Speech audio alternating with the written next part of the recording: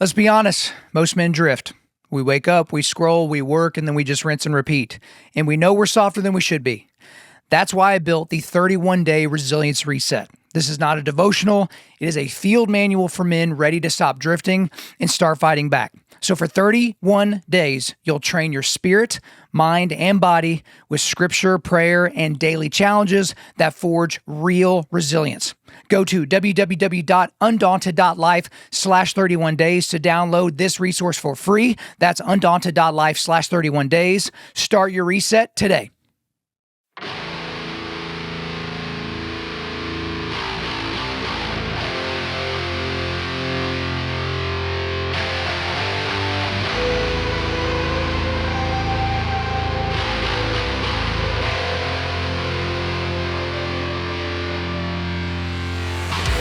This is Undaunted Life, a man's podcast. I'm your host, Kyle Thompson. Let's get into it. Blessed be the Lord, my rock, who trains my hands for war and my fingers for battle. That is Psalm 144:1, guys. That doesn't tie into anything I'm going to be talking about today. I just thought I would share that with you. But we are so thankful to our donors, guys. We're so thankful to have guys just like you helping us equip men around the globe to push back darkness. Undaunted.life/donate if you'd like to become a donor. And leave a 5-star review and share this show with a friend. Don't keep it to yourself. Today we're hitting your questions. We're doing AMA. I think last time it took us like 2 years to go, it was like 2 years in between AMAs. But I got a bunch of questions from you guys, so I'm doing another AMA episode. If you want your questions to be considered for a future episode, just send us an email to info@Undaunted.Life, info@Undaunted.Life, or send us a DM. Do DMs on Instagram. The DMs on Facebook, for whatever reason, they go to a million different inboxes. I don't know why. Just send us something on Instagram. And for the ones today, if I jotted down your name, I'll give you credit. But if not, sorry, it is what it is. First question, what are your dream sports matchups? So I actually really like this question, and I thought about it, and I was trying to think like one matchup, but then I just kept going crazy. So college football. I would love to see, again, this is kind of bizarro world, suspending reality a little bit.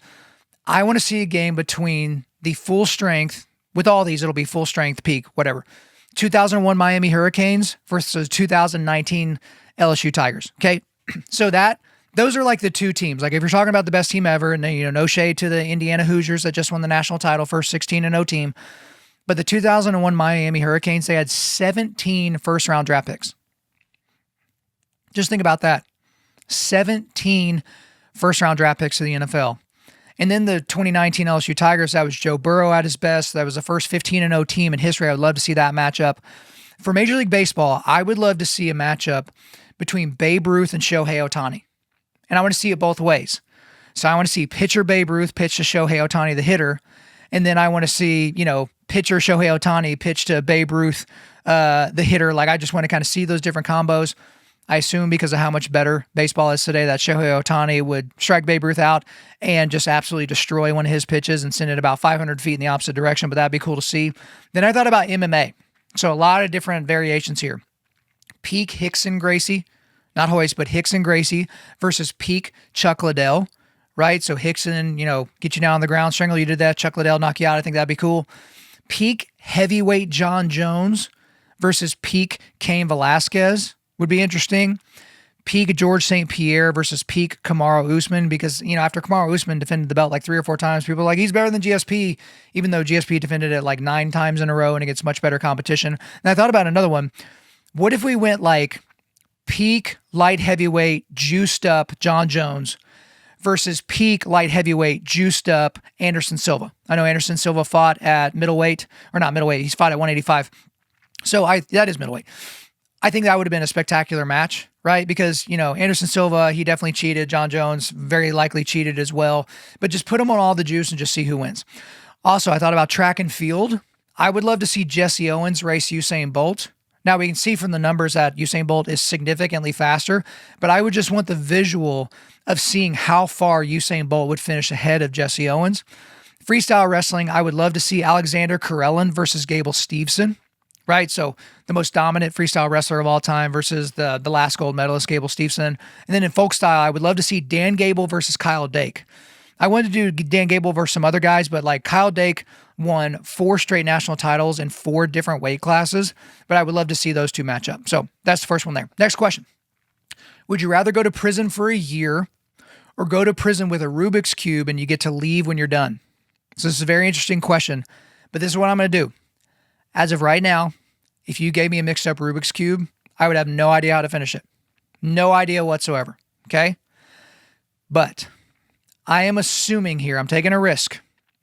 I'm going to take the Rubik's Cube and go into the prison because I'm assuming that somebody there, whether an inmate or a guard or somebody, can show me how to fix it, right? Can show me how to solve it.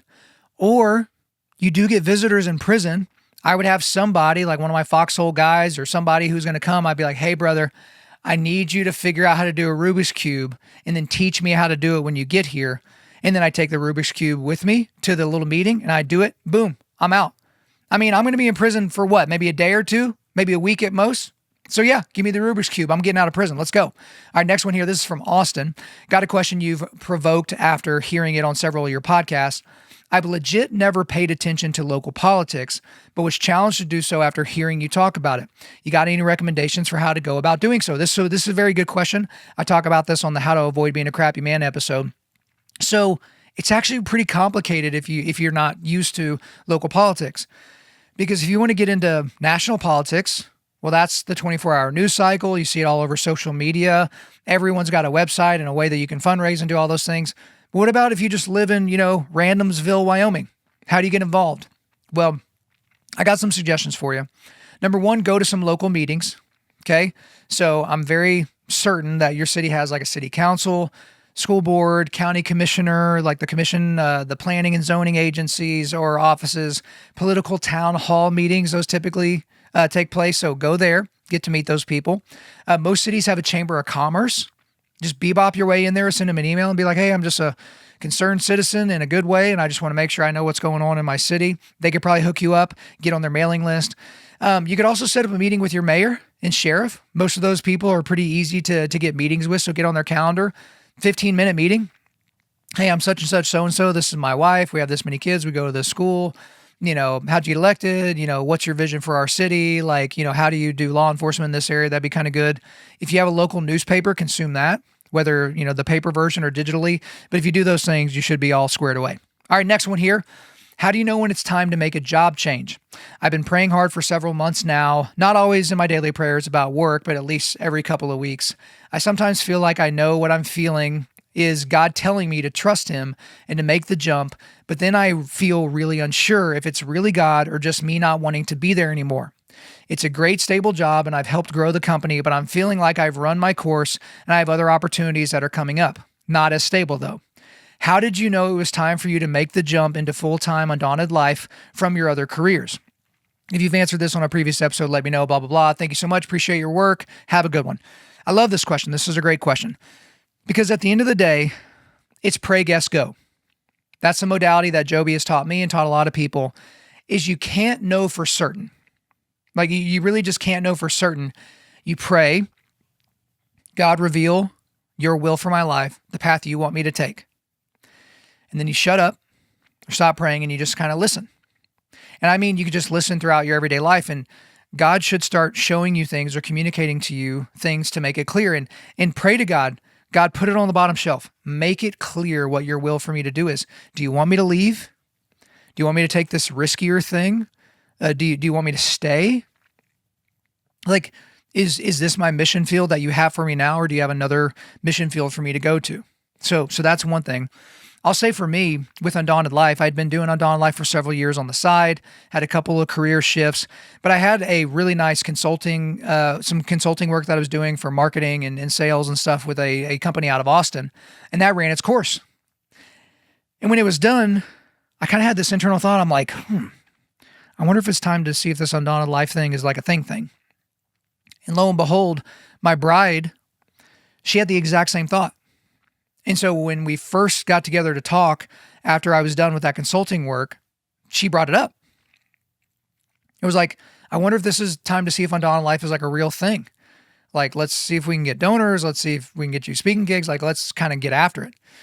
So it was me hearing from God, her hearing from God, us coming together to kind of figure out what that looks like and how we could extrapolate that out. Very risky though. I was making a pretty good living doing what I was doing. It was stable. It was difficult, but it was stable, to going to making $0 and not having a really good idea of how to make more than that. And then the thing from there, just kind of tell you two different things: the next right step and over the X. Okay. So when you're doing this, when you're trying to surmise what's God's will, what does God want me to do? You need to surmise, God, what is my next best step?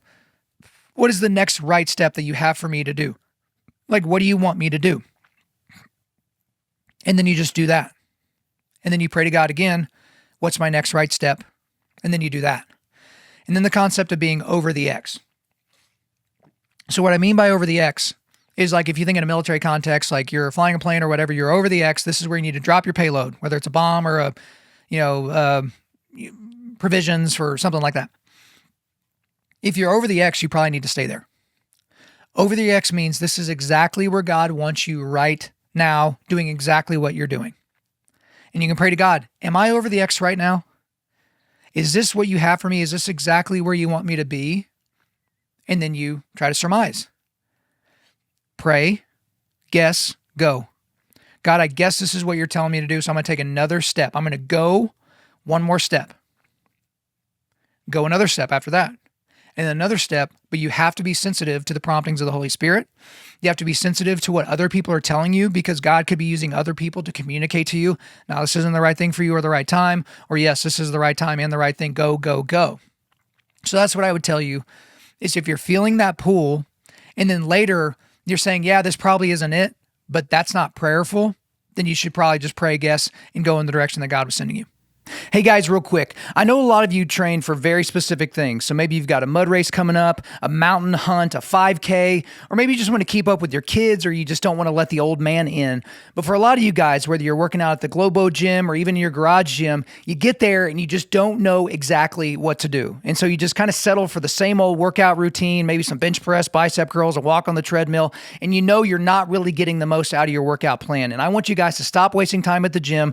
No more settling. It's time for you guys to get a guide to help you reach your fitness goals. And that's why I want to remind you about my good friends at Mountain Tough. Mountain Tough is a fitness and mental toughness app developed by military special operators and mountain hunters that's becoming a global movement for building mentally tough athletes on and off the mountain. Mountain Tough is a native app ready to be downloaded on all platforms, so that includes iPhone, Android, Apple TV, Roku, and there's more. Once you sign up and download the app or access the website, you immediately have access to hundreds of exercise programs and literally thousands of workout videos, thousands. So that includes structured hybrid strength and endurance programs, daily workouts, the full exercise library, mental toughness training, the Mountain Tough community, and accountability. And you can use it all on the go, online or offline, no matter where you decide to train. So if you're just getting started, that's great. They have programs for beginners. If you have minimal or no gear where you train, that's not a factor. They have minimal gear and body weight programs. And guys, if you're wanting to get into or maintain elite level fitness, they've got you covered with programs for top tier athletes too. And for a limited time, Mountain Tough is extending Undaunted Lifers like you an incredible offer. Go to mountaintough.com. That's MTNtough.com and enter the code Kyle when you sign up for a monthly plan to receive your first month free after your 14-day trial. So that's 6 weeks free to make sure this is for you. I'm sure it will be. That is 6 weeks free on the best-in-class physical and mental training app in the world. So stop wasting time. It's time to get real fitness results. Let my friends at Mountain Tough guide the way. Again, go to MTNtough. That's mountaintough.com, promo code Kyle. All right, next question here. What do you think of gentle parenting versus spanking? So for those of you that are not raising kids right now, you may not know what gentle parenting even is, but it's basically this concept where there's definitely no spanking. There's no castigating a kid. There's no raising your voice. There's no yelling. Everything is very, hey, you did something that I didn't really think was the right thing. And so let's go back and let's kind of talk about what happened in that moment. Why'd you make that decision? I don't know. Oh, well, that's very interesting. Can you tell me more about that? No. Okay, well, hey, next time when you think I want to do that thing, we're going to do a different thing altogether. I'm just going to go ahead and say it. I hate it. I hate gentle parenting. Now, what I'm not advocating is for abusive, like physically or emotionally abusive parenting, where every little thing a kid does, you ramp the volume up to 11 and go nuts. So you give the same negative reaction to if they spill their milk versus if they deliberately disobey you in public and throw a fit, right? Because if everything is the same level of outrage, then it's just noise to a kid, right? They can't think as quickly as you. They can't attach things to other things like you do. But yeah, gentle parenting is ridiculous. Yes, I believe in, spanking children. I think that is a great thing when used properly. I don't think you should ever spank as a response to your own personal anger. So you get mad, you grab your kid, wham, and then that's probably a terrible idea. I think spanking should be when you are chill, when you are in your resting heart rate mode. You explain to your kid, what did you do wrong? They need to be able to say it back to you. And you say, so now I'm going to be delivering you a punishment because I love you and I don't want you to act that way. Assume the position, right? But a little bit of parenting advice that I would give you in terms of like dealing with your littles, dealing with your kids. With the kid, they will learn from the prompting from you. And so if you tell them to do something and they ignore you, and then you tell them to do the same thing again, they ignore you. You tell them to do the same thing again, but now we're raising our voice. And then eventually you have to get to where you yell, do this and do it right now. What you've just taught this child is I don't really need to listen to dad until he gets mad. So the thing is if they don't do if you know that they hear you, if they don't do what you tell them to do immediately and with a happy heart, there is a punishment. It's not always spanking. It might be a timeout. It might be taking a toy away, maybe taking away a privilege of some kind, but there has to be an immediate aftermath that leads them toward correction. The same thing for the 95% of my audience. A lot of you guys are dads. You hear in the other room, your wife says to your kids to do something and they don't do it, or they give her some attitude, and here you coming in, right? You're like a superhero. You come in, you say, hey, you do what you need to do right now, or there's going to be hell to pay. You come in and do that. Guess what you've taught the child?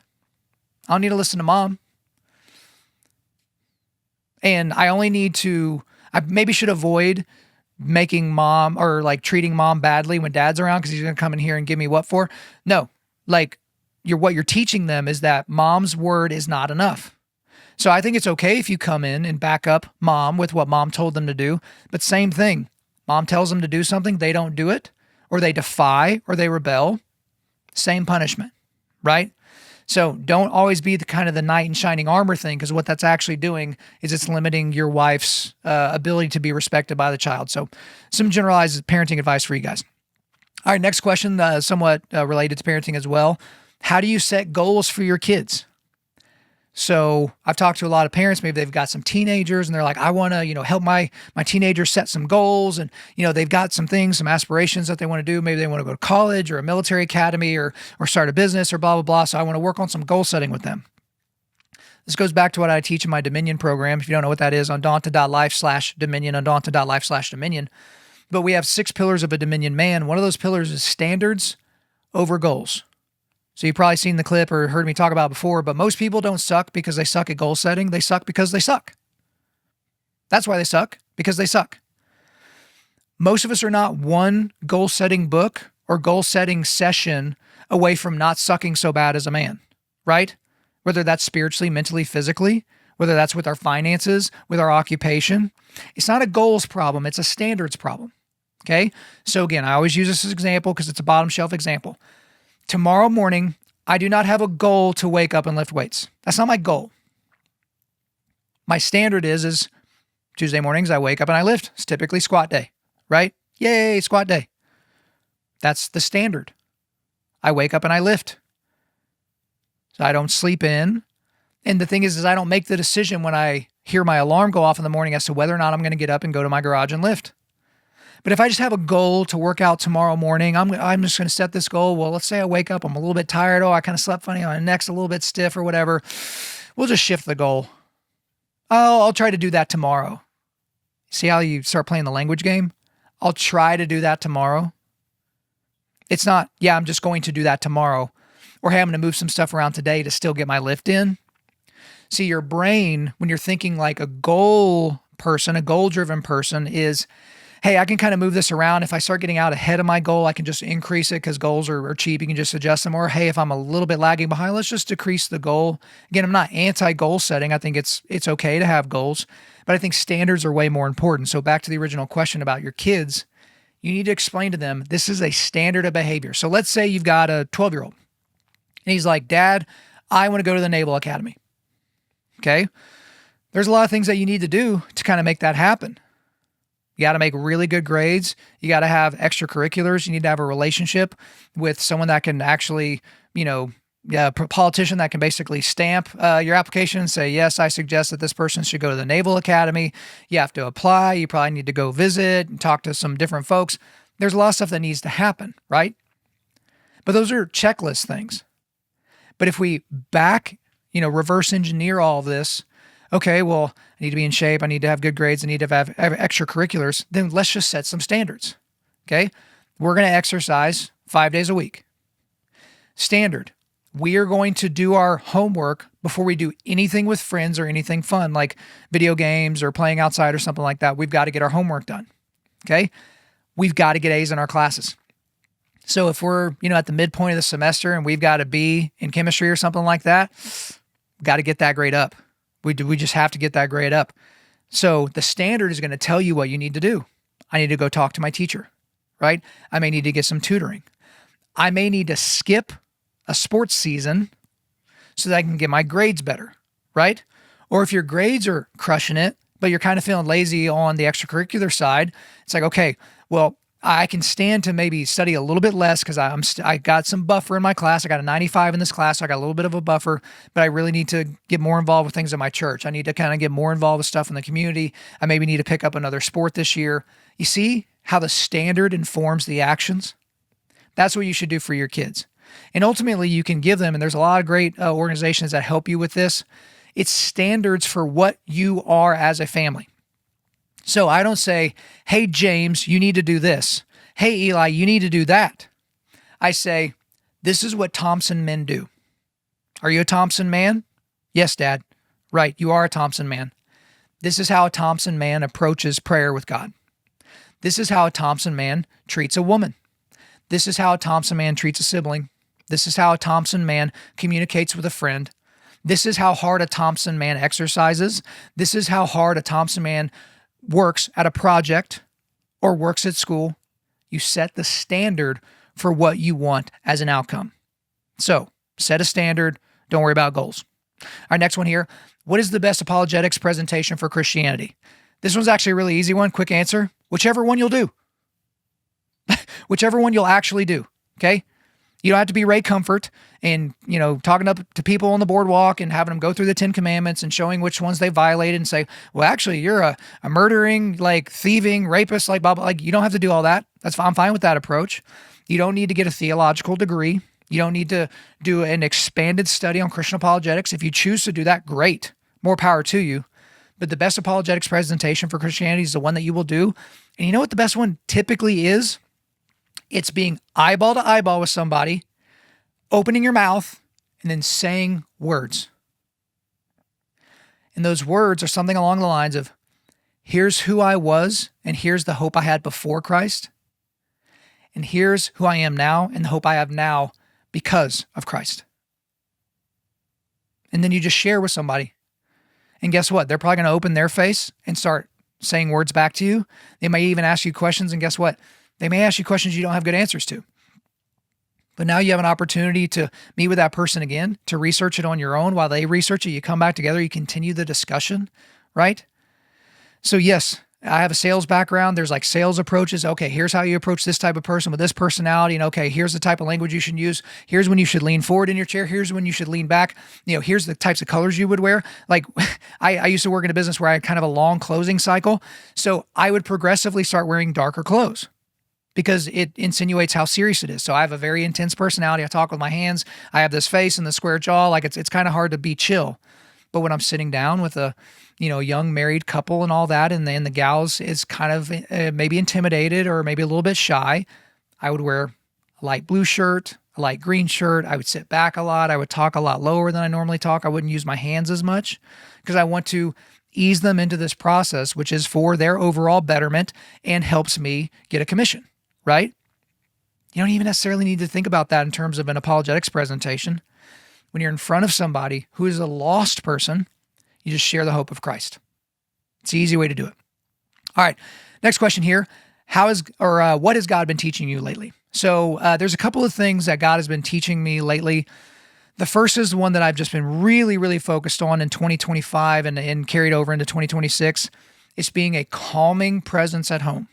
Okay, so I literally, on the background of my phone, I have a thing that says, lion for them, lamb with them. Lion for them, lamb with them, okay? That's what I have on the background of my phone to remind me that I have to be a lion for my wife and children, but a lamb with them.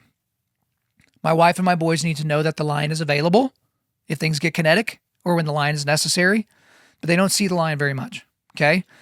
Because guess what? If you're lying all the time, they're racked with anxiety and angst, and it's just not a good situation. But if you're a lamb all the time and they don't think the lion's available, they're nervous because they're like, if anything bad happens, dad's not going to be able to show up. Like, he's weak. He's not going to be able to protect us. So that's an anxious situation for the children as well. But I want to be a calming presence when I walk in the room. Some men, they build this whole thing that when they walk into the office or walk into the boardroom or whatever, they want people to be like, oh, shoot, he's here. Does that work very well at home? You want to be a dad that walks in the house and all of a sudden your wife gets all puckered up and not in the good way, right? The kids get all like, oh God, dad's here. Okay, calm down. I want to be a calming presence. I want to be a welcoming presence. But also, like, I've been praying to God, like there's certain people in my life that can be difficult to love, right? So you probably have a list of those people in your life. And it's usually the people that you know the best, that know you the best, or maybe it could be a coworker or a neighbor, like just somebody that's difficult, right? So think of it like a neighbor. Maybe they don't cut their grass all the time. Maybe they're lazy and leave their trash cans out at the curb. Maybe their yard looks like a swap meet or something like that. And even your HOA is like, we don't know what to do with these people. Difficult to love people. Pray to God, help me see them as you see them. Okay? So if you're in a tough marriage, if you got kids that are kind of awful, again, that coworker or that next door neighbor or something like that, if there's any situation like that, God, I'm frustrated with this person. I don't like some of the feelings and the thoughts I'm having. Can you help me see them as you see them? Because that's someone that's made in the image of God. They might suck as a person. They might be super annoying. They may be awful to be around, all the things. God, help me see them as you see them. So I feel like those are the two things I've been focused on here lately. All right, a couple more here. How did you avoid getting frustrated and burnt out as a lower belt in jiu-jitsu? I'm currently a 2-stripe white belt, and I'm pretty frustrated seeing some guys being promoted faster than me. Any advice? So there's actually a lot there in that message. Bro, if you're frustrated at people getting promoted faster than you, that is the exact wrong way to think about it, okay? Because if you're at a good academy, okay, you're not necessarily being compared to everyone that has the same color of belt as you have, okay? I remember at white belt, I think I had 3 stripes on my white belt. Promotion day came around and I was not called out to get my blue belt, and I was mad. I was frustrated. I thought I had earned it. How did that guy get promoted? I beat him. I had the exact wrong way of thinking, because at the Forge in Edmond, Oklahoma, there's no lifetime achievement belts. They're not just, you've been around for a couple of years, so here's your blue belt. You have to earn it. You earn it by training. You earn it by being a good training partner, competing, every now and then. And then the black belts get together and they decide, here is where this person is, and here's what they should be. We should promote them. And here's the other thing.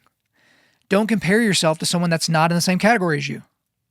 So if you're a 45-year-old guy that's been training a little bit and you're comparing yourself to the 22-year-old white belt that just graduated from college and he was a collegiate wrestler, you're going to drive yourself insane. But the same is true. What about the guy that's pushing 60 that just got promoted and you beat him all the time? Well, guess what, dude? You're in a different place than he is. You're 20 years younger than he is. You're maybe in better shape. You're maybe stronger, maybe more explosive. Why are you comparing yourself to that guy? Typically, my understanding is when these black belts get together, they look at, all right, how does John Smith compare to the other people that are around his age, around his athletic ability, around his size, and around his level of training and amount of times that he trains? Okay. Is he beating all the other guys at his level that match that description? Is he handling them? Okay, that might be, reason to give them a stripe or even promote them to the next belt. But they might be looking at you like, man, this guy, we keep showing him the same thing. We keep telling him, he needs to work on this, needs to work on that. He just keeps doing his own thing. And he keeps getting beat by a lot of people at his level. It's probably not your time. But the best way to avoid getting frustrated and burnt out at a lower belt is to set a standard. So I did not start training jiu-jitsu because I needed a hobby. I had hobbies, had things that I liked to do athletically. It was mainly like slow pitch softball and working out and, doing that kind of thing. But I wanted to learn something else. And I didn't start jiu-jitsu thinking, man, I hope I can become a black belt someday. It was like, well, no, I'm going to train in a way to where 9, 10, 11, 12 years from now, I'll be in line to get my black belt, which is about what it takes. Consistent training for about a decade is what it takes to be a black belt. Okay. And so what does that mean? I don't just take weeks or months off because I don't feel like going or because I got busy. I prioritize going and training when I'm healthy. If I'm injured or gone or something like that, I can't avoid that. But then if you're uninjured and you're gone on a business trip, maybe take your gi with you, take your no-gi stuff with you, drop in somewhere. Okay. Another thing for lower belts, I've talked to a lot of white belts and blue belts that are frustrated. They keep getting beat. I'm talking to a good buddy of mine who's a blue belt. He's at an academy where it's a bunch of killers and he keeps getting smashed. I just told him, man, I'm like, hey, you're a blue belt. Who are you rolling with? Oh, I'm rolling with these big, purple belts and brown belts. And I'm like, and how do you think those are supposed to go? You're supposed to get beat by those guys. Well, they don't let me, roll with blue belts or white belts very much. Okay. What I would tell someone like that, drop in at another academy. Most academies are okay with you cross-training a little bit. Hey, you're on the other side of town, drop into this gym. Hey, you're traveling, drop into that gym. Because if you're at a really good gym with a lot of really good guys, like me at the Forge in Edmond, like training with a lot of killers, and you feel like I'm just getting killed, like what's going on? Drop in another academy and see how it goes. Because I talked to this exact guy that I'm thinking of. He gets killed where he trains, but when he drops in somewhere else, he mauls people. He's mauling guys that are purple belts, and he's a blue belt. He's holding his own with brown belts. If you're at a really good academy with really good people, you're getting good and getting better at the same rate that they are, or at least close to the same rate. So they should stay ahead of you, right? It goes back to, don't compare yourself to who you are today. So don't compare yourself to someone else today. Compare yourself to who you were 6 months ago or who you were before. So are you better than you were 6 months ago? What would you do to the you from 6 months ago and to the two-stripe white belt that gave me this question? Do you realize you're already a better fighter than most guys walking around? I mean, two-stripe white belts, you're basically still a baby deer. But there are a lot of guys that walk around, they don't even understand base. Like if I'm on both feet and both hands and you take my right hand away, well, don't push me here to left or back. Push me towards where I don't have a base. Most people don't understand that. You're already ahead where most people are. And the thing is you're typically not as far behind as you think you are. So I think you're going to be okay. Just keep training, keep doing the things it takes to be a high-level jiu-jitsu practitioner. All right, last question of the day. Hello, Mr. Thompson. I don't know who Mr. Thompson is. I'm looking around for my dad. How can I pursue my girlfriend as a godly man and put God at the center of our relationship? I'm 20 years old and am 1 week into my first relationship. Wow, this is precious. And this is all new to me. I want to ensure that I'm leading and being a man worthy of pursuing her. Thank you for your podcast. It's helping me become more mentally, spiritually, and physically resilient. Man, I love this because you're a week into your first relationship, right? And you're already thinking, how can I be a man worthy of pursuing her? Bro, you are miles ahead of the rest of the people in your cohort. Gosh, the 20-year-old idiots walking around, because guess what they're in a relationship for? Sex. The only reason why they would not just go on to the next tryst or a one-night stand and, actually date the same girl is because they just want to bang her. They just want to have as much sex as possible. Okay, this girl seems to be giving it up pretty easy, so I'll stick around for a little bit until things get hard or I run into a little turbulence, and then I'll get out and kind of look for another low discernment woman with daddy issues, right? You're not thinking that way. So the thing that I would tell you, just as a few standards, if most of your friends are doing one thing in a relationship and your friends are morons, don't do what your friends are doing. Okay? Second thing, you have to keep the marriage bed pure. You can have no sexual encounters with your girlfriend. Okay? Some couples don't even kiss until they get to their wedding night or the altar, right? Maybe that's what you should do. And also, I don't know anything about the gal because you didn't put it in the message, but if you're the type of guy that wants to stay a virgin until you're married or not have sex with this gal until you're married, I honest to goodness think that you need to have very serious, big boy life conversations as early as possible. There's a guy I'm mentoring right now. He's in his 20s. He's doing well in life, but he wants to get married. And I keep telling him kind of like where to look and all that, like kind of how to find a gal, but you're already in a relationship. But I'm like, bro, on your first or second date, you need to talk about what kind of lifestyle you want to live. Does she want to work and gain a career or build a business, or does she want to stay home? What are your preferences? Does she want kids? Do you want kids? How many kids, right?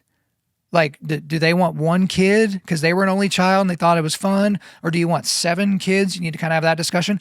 Where do you want to live?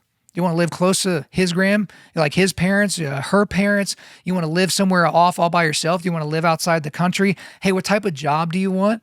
Like, do you want to pursue a career, or do you want to be in ministry? Hey, how's the household going to run? And you're thinking, bro, Kyle, I'm 20 years old and I've been dating this girl for a week. Do you want to date this girl for another 2 years before you have any serious conversations? So here you are, you're 2 years in. You haven't talked about anything serious. You don't even know if she's a Christian. You don't know if she's a believer. She doesn't know if you're a believer. Maybe you're in one of those situations. Is that where we're going to start this conversation? You're 2 years in. You might feel stuck in the relationship. Like, I can't get out of this. I brought her home to meet the parents. I went to her house for Thanksgiving dinner, right? So a lot of people just kind of blindly keep walking down the road. And then eventually they're like, well, I guess I should buy him a ring. So you buy him a ring. You get down on one knee and you ask her to marry you, and she cries and she hugs and there's pictures and everyone's so excited. Still haven't had a conversation that's real. You go through that process of planning this ridiculous, expensive wedding. You kind of do premarital counseling, but it's one of those ones that's just like at a mega church, and you go there on a Friday evening and you just take a couple of personality tests and they give you a copy of the 5 love languages and you leave. You still haven't had any serious discussions about your future and what you want for your lives. Then you get married. Then you start having fights about what he was expecting, what she was expecting, the baggage she's bringing to the relationship, the baggage he's bringing to the relationship. Hey, I don't even want kids. Like, I want to work for the next 10 years. I got to build my career. Oh, shoot, I thought we would start having kids immediately. Bro, now you're married. You're a young married couple and you need serious guidance and counseling almost right out of the gate. So you're putting yourself at a deficit by not starting those conversations earlier. So to this young 20-year-old man that's 1 week into his first relationship, you might be thinking, okay, this is like a baby chick. And I've just got to, just protect this thing and just do everything I can to make it happy. And, it'll be fine. Bro, if you have some serious conversations with her and she's turned off by that, probably not a gal you should marry. If you say, hey, I don't want to do anything sexual with you, like I want to be a virgin until I'm married or something like that, and she's like, oh, that's kind of weird, drop that girl. Leave $40 on the table to cover the tab, get the hell out. Don't waste any more time with that person, okay? No missionary dating. No, like, oh, well, she's a little rough around the edges and she's had a whole lot of sexual partners and, but I can change her.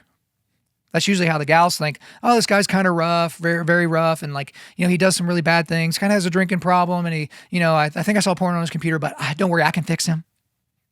It's not typically how it works out. Those things typically metastasize and get worse and then ruin relationships. Leads to divorce, leads to affairs, leads to, bad relationships with kids or non-relationships with kids or any number of things, abuse, like all those different things. Have the hard conversations as early as possible. All right, guys, thanks for listening to the AMA. Again, if you want your questions considered, info@Undaunted.Life, shoot us an email or a DM on Instagram. Also, I want to do a quick resilience boost before we let you guys get out of here. At Undaunted.Life, our mission is equipping men to push back darkness with content that forges spiritual, mental, and physical resilience. So I've got some links here to where you can check out the donation page to where you can send us stuff for Undaunted Life, or if you need a tax-deductible donation, there's somewhere that you can go to donate to the Daily Blade. Thank you for listening to this podcast. Wherever you're listening to this, please subscribe, rate, and leave us a positive 5-star review. If you want me to come speak live at your event or on your podcast, just shoot me an email to info@Undaunted.Life. That's info@Undaunted.Life. Follow us on Instagram and like us on Facebook, and check out our website for everything else, including how to donate to keep more content like this coming your way. Just go to www.Undaunted.Life. And as always, we want to thank the band Holy Name for allowing us to use their music for our content. The music on this podcast is their song Perpetua, which is off their self-titled debut album on Face Down Records. The links are in the description. I'm your host, Kyle Thompson. Remember, keep pushing back darkness, keep forging spiritual, mental, and physical resilience, keep seeking the Lion of Judah.